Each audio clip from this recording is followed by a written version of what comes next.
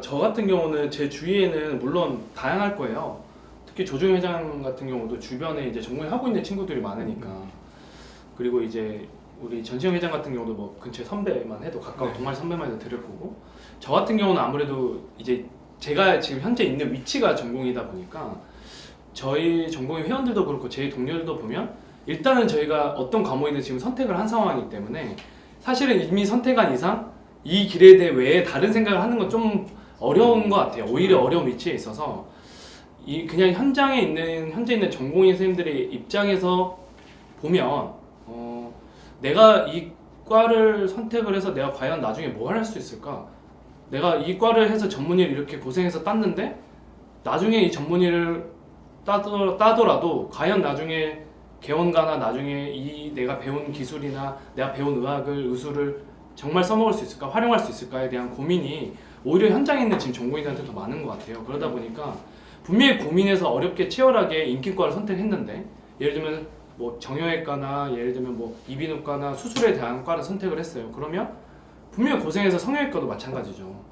수술을 어쨌든 모든 수술과가 그러겠지만 분명히 그 전공에 있는 전문의가 되기 위해서 많은 수술과 많은 그런 고생을 했지만 정작 그 수술의 중에서 얼마나 나중에 활용할 수 있을지 그러기 위해서 또 결국 큰 병원이나 대형 병원에 또 취직을 해야 되고 또 거기서 또 경쟁을 해야 되고 만약에 그렇지 않고 그냥 1차 의료인 개원가나 의원급에 가버리면 또 그 자기가 지금까지 고생했던 걸 다 활용하지 못하는 거죠. 그러다 보니까 현장에 있는 전공의들이 과연 내가 지금 배우고 있으면서도 이 수련 과정이 정말 내가 제대로 된 걸 배우고 있나? 정말 내가 필요한 걸 배우고 있나? 너무 과도한 건 아닌가?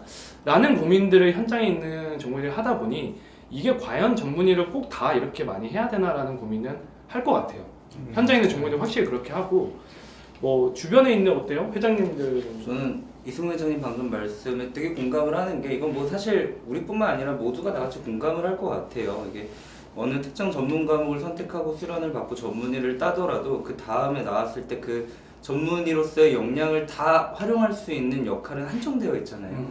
이제 일부 상급 종합병원이나 아니면 조금 더 큰 대형 병원에 취직을 하는 게 아니라면 결국에 이제 의원에 나와서 이제 뭐 가벼운 질환들을 보게 되거나 그러면서 내가 5년 동안 그 일련의 수련의 과정을 그렇게 힘들게 한 이유가 무언가에 대한 약간 고민이 회의감이 드실 수밖에 없다는 생각이 들고 그거를 되게 작년 동안에 많은 그 의원에 계신 의사 선생님들을 많이 만났는데 피부로 좀 많이 느꼈습니다. 그래서 이거는 공식적인 수치는 아닌데 그래서 여기서 얘기하기 좀 조심스럽긴 한데 어떤 그 제가 아는 어떤 협회에서는 추정치로 이제 일부 혹은 전적으로 피부 미용에 이제 그 전담을 하고 있는 의사 선생님이 거의 뭐 30% 육박한다.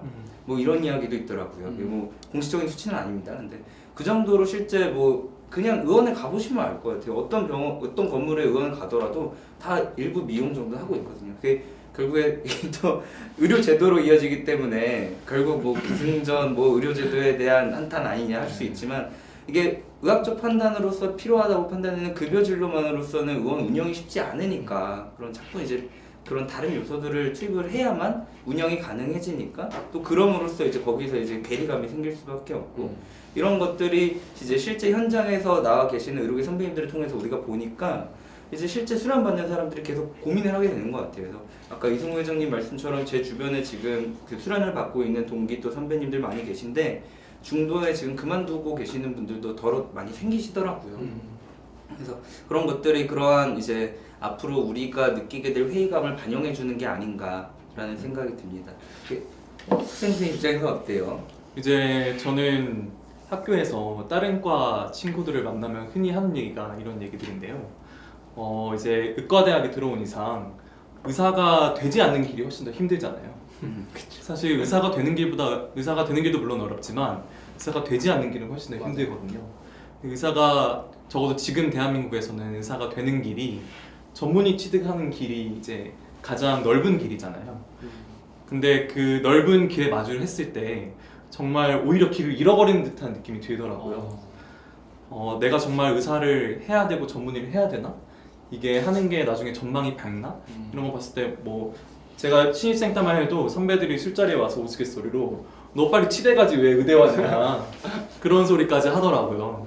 근데 그런 얘기를 들으면서 정말 내가 의대에 들어왔는데 전문의 과정을 밟고 나중에 의사로서 내가 바라는 삶을 살 수 있을지 첫 번째 고민인 거고, 두 번째는 의사라는 길 말고 다른 길도 굉장히 많은데 내가 그런 것들에는 고민 없이 6년간 의학을 공부하고 졸업하는 게 나한테 정말 행복한 길이고 맞는 길인 건지 라는 고민 두 가지가 굉장히 들더라고요. 지금 의학과 4학년으로 졸업을 이제 가능하면 1년 안에 마치고 싶지만 그 입장에서 전문이라는 길이 굉장히 어렵고 힘든 일이지만 그 길을 피하는 것 역시 굉장히, 혹은 그 길에 따라가지 않는 것 역시 굉장히 힘든 일이라고 용기가 생각합니다. 필요한 일이거든요. 네, 그렇죠? 네. 오히려 그러면 전문의를 꼭 해야 되냐는 우리가 이 주제였는데 네, 네. 오히려 우리 회장님 말씀을 들어보면 전문의를 이 의료계 안에서 안 한다는 것 자체가 되게 더 어려운 과정일 수도 있다는 거네요. 네, 그래서 오히려 더 도드라져 보이는 것 같아요. 사실 탁과 학생들 같은 경우에는 자기가 물론 이제 안정적인 진로를 꿈꾸기 위해서는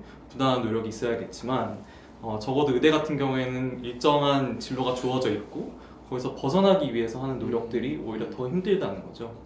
이제 그렇기 때문에 지금 그런 고민들이 쌓이고 현실적으로 전공의 지원이 그 지원율이 떨어지면서 훨씬 더 부각되어 보이는 것 같습니다. 제 입장에서. 제가 근데 이런 질문 하는 게 제 위치에서 되게 웃기긴 한데 저는 전문의 과정 지금 밟고 있으니까 이제 아직 전공을 선택 안 한 네. 이제 어떤 과를 고민해야 되는 입장에서 네. 전문의 꼭 해야 된다고 생각하세요?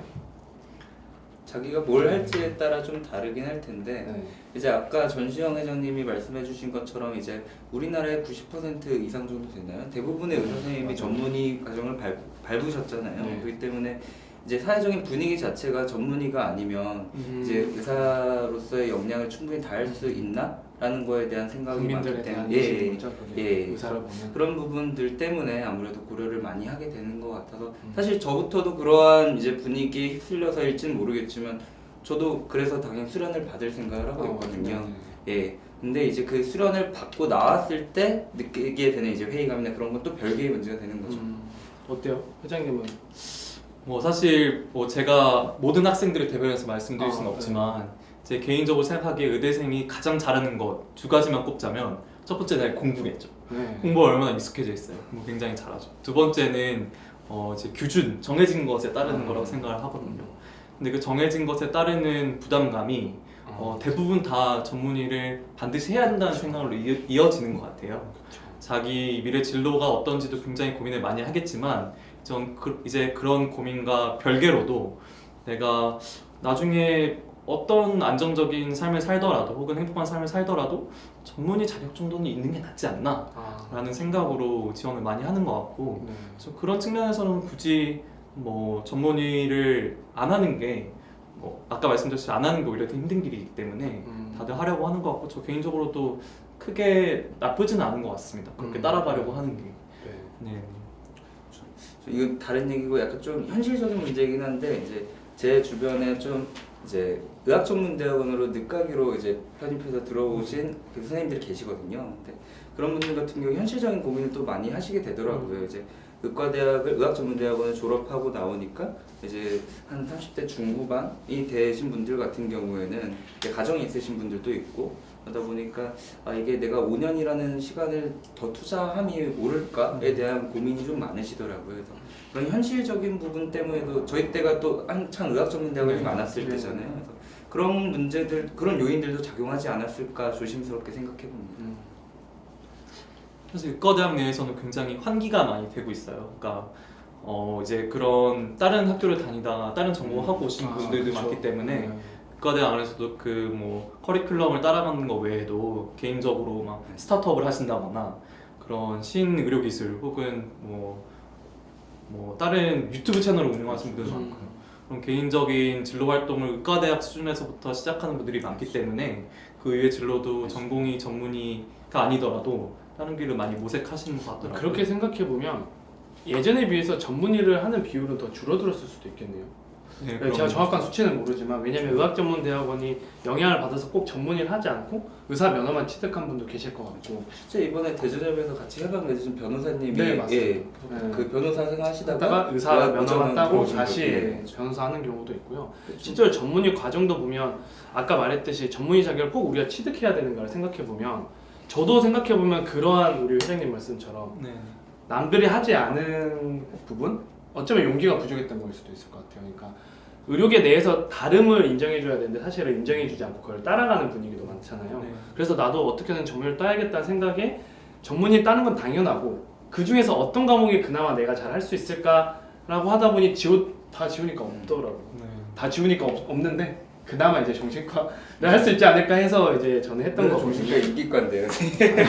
그렇게 할 수 있는 거에 감사하고 있지만 그래서 저는 이제 드는 생각이 아까 전문의가 따도 현장에서 개원하고 나서의 그런 그쵸. 어려운 얘기를 하신 걸 보면 뭔가 다른 이유로 다들 전문의에 대한 막상 너 전문의 딸 거야? 안 할 수 있겠어? 라는 용기를 지금 못 내고 있는 상황이라면 이 전공이 전문의를 취득하는 그 과정을 조금 더 전문의 취득하고 나서 내가 나중에 잘 써먹을 수 있고 정말 현장에 필요한 그런 수련 과정을 확립하는 게 더 중요한 과정이 역시 아닌가 대한전공의학의 라는 생각이 드네요. 제가 더 분발하겠습니다. 예.